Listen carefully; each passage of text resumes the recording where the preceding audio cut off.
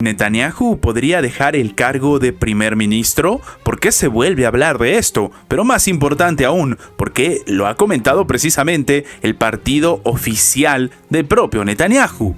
Vamos a comentarlo.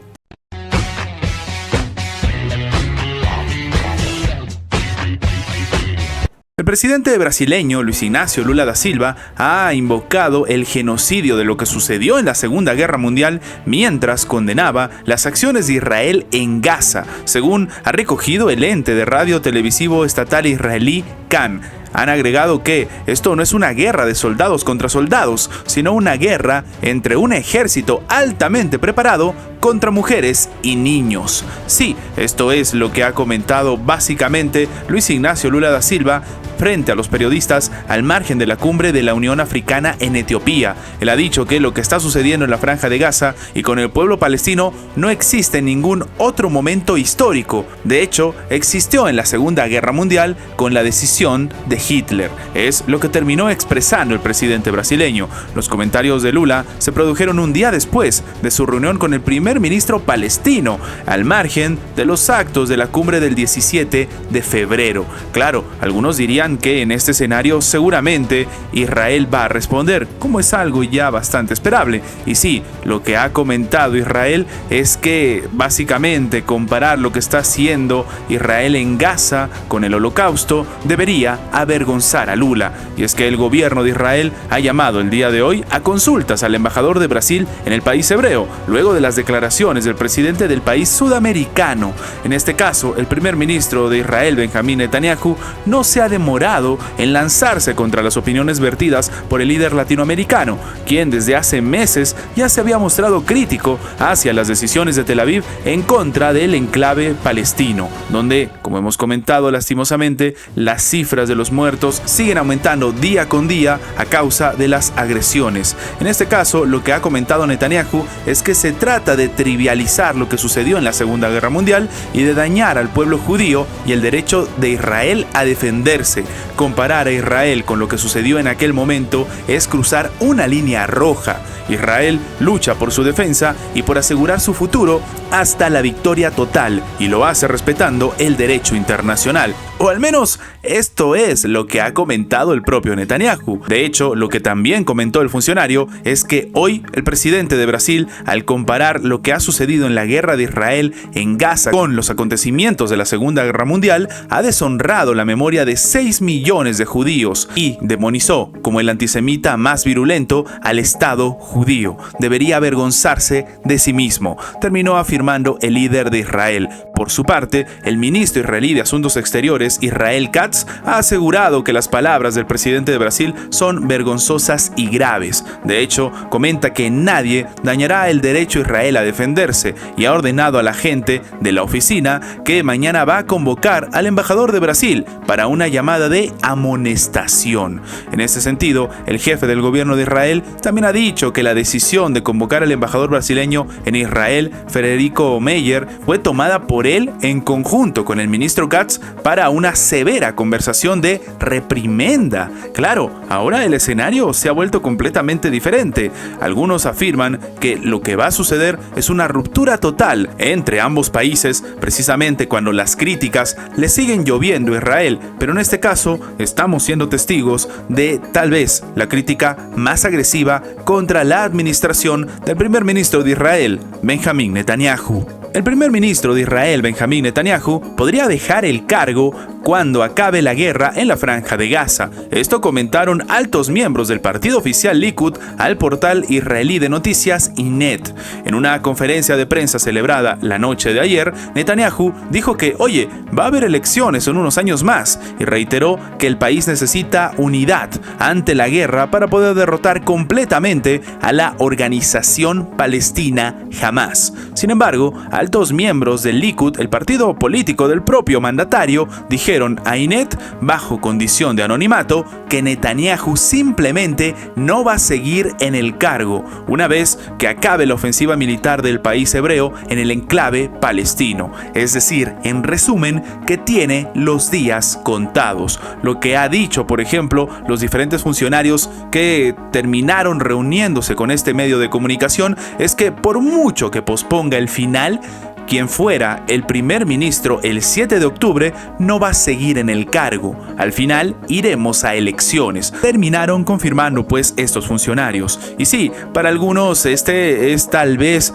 el contexto que necesita Israel, sobre todo tomando en cuenta las constantes incluso manifestaciones en contra de Benjamín Netanyahu. Ahora, es muy importante tomar en cuenta la forma en la que se ha trabajado el tema de los rehenes, algo que también ha sido muy criticado contra Netanyahu y que sencillamente ha generado descontento en la población. De hecho, muchas personas dentro de Israel consideran que el conflicto ha sido llevado de mala forma a raíz de las decisiones del propio Netanyahu. Ahora, de acuerdo con Ynet, los funcionarios consultados sobre las declaraciones de Netanyahu el sábado se burlaron y consideraron que era solo una ilusión del mandatario. Lo que han comentado ellos mismos es que no importa cuánto Netanyahu posponga el final y cuánto no quiera, al final de esta guerra van a ir elecciones, sino a través del Likud, a través de la asociación del Likud en la coalición.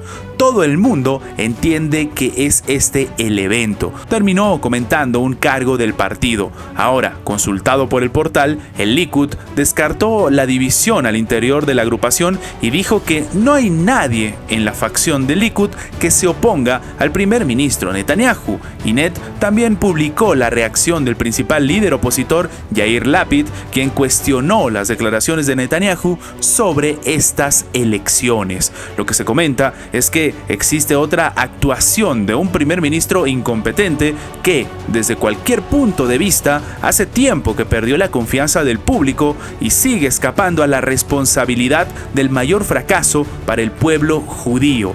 Después de destruir la seguridad, la economía y la política exterior, la desilusión y los llamamientos a elecciones pronto, que están profundamente arraigados en la mayor parte de la sociedad israelí, ya están llegando desde dentro del gobierno de Netanyahu y de los miembros de su propio partido. Israel necesita un cambio. Las elecciones están a la orden del día, terminó afirmando Lapid de acuerdo con el reporte de Ynet. Y es que en su conferencia de prensa de la noche de ayer, Netanyahu pidió la unidad del pueblo israelí para derrotar a Hamas. Sin embargo, la reacción ha sido más de división que de otra cosa. En los últimos días se han intensificado los llamados de diversas organizaciones que piden la dimisión de Netanyahu, a quien responsabilizan de lo sucedido el 7 de octubre. Egipto va a entregar a la Corte Internacional de Justicia de la Organización de las Naciones Unidas un memorando en relación con las acciones de Israel en los territorios palestinos. Esto ha sido informado por el canal Al Qahera,